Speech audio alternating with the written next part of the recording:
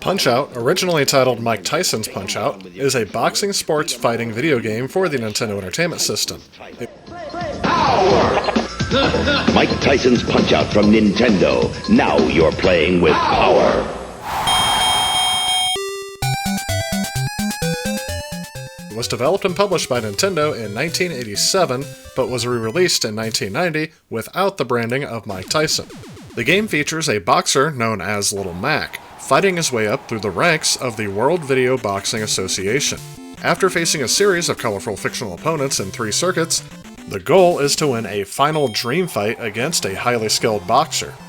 In this case, it is Mike Tyson. However, when the game was rebranded, it is just a generic character named Mr. Dream. Little Mac has a limited number of moves compared to most of his opponents. His punches are limited to just left and right jabs, left and right body blows, and a powerful uppercut.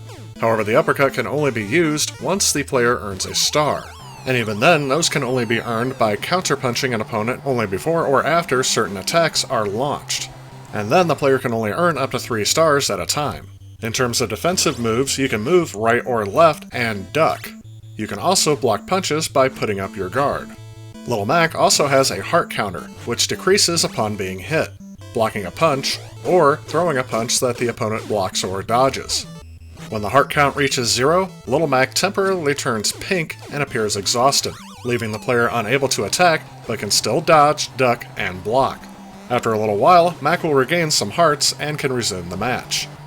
A bout can end in a couple of ways. First, they can end by knockout, if a fighter is unable to get up within 10 seconds after being knocked down, or by a technical knockout, TKO, if a fighter is knocked down 3 times within 1 round, or finally it can be by decision.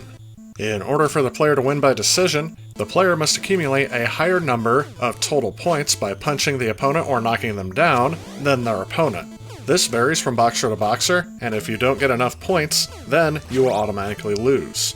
You can also lose by being knocked down 3 times within any match. When Mac does lose his first bout to a ranked opponent, he will have a chance to fight a rematch. However, if he loses the title bout, he will fall in the rankings. 1 place in the minor or major circuits, and 2 places in the world circuit. Losing a rematch causes him to fall 1 place, unless he's already at the bottom of the circuit, forcing him to work his way back up. Little Mac faces a total of 14 opponents, 3 in the minor circuit, 4 in the major circuit, and 6 in the world circuit, as well as Mike Tyson or Mr. Dream. 3 of the world circuit bouts involve previously defeated opponents with new moves. And except for King Hippo, every character sprite is used twice during the game, with a change of head image, colors, and special moves. A special treat in this game is that Mario serves as the referee. This game is still widely regarded as one of the most popular games on the NES, even still to this day. I have read a review that called the game a brilliant puzzle game disguised as a sports game, and I think that's why the gameplay still holds up well today.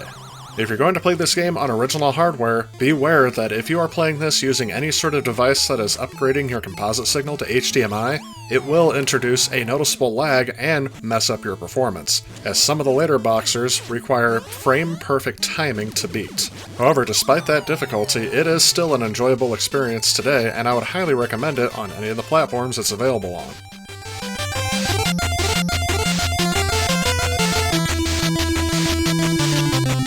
So what are my thoughts on Punch-Out? Well, to me, this game is very nostalgic. I actually owned this game since the time it came out around 1990. I own the version featuring Mr. Dream, not the one with Mike Tyson. And since this game is one of the original to my collection, I think that makes it just a tad bit higher up there in the games that I like to go back and play for the Nintendo Entertainment System. But I also think that the gameplay is very addicting and probably what keeps drawing me back to it rather than the graphics and sound. Although I think the soundtrack for this game is very well done, and the graphics style is visually appealing. One other thing I'd like to mention is that the gameplay style of Punch-Out hasn't really changed since the very beginning.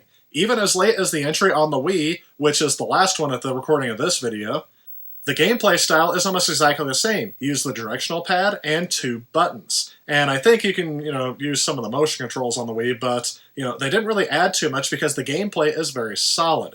It does take a lot of patience, but with a lot of time and practice, you actually get better at it and you can persevere over your opponents. So that said, I would definitely recommend this as a game you collect for the Nintendo Entertainment System. But that said, that's actually going to wrap it up for this video. Remember, if you like what you see, please give this video a thumbs up. Leave a comment below, let me know what you liked about today's video, let me know what you think of this game if you've played it, and if not, let me know that as well. As always, I want to thank you all so much for watching, and stay tuned because I have more content coming.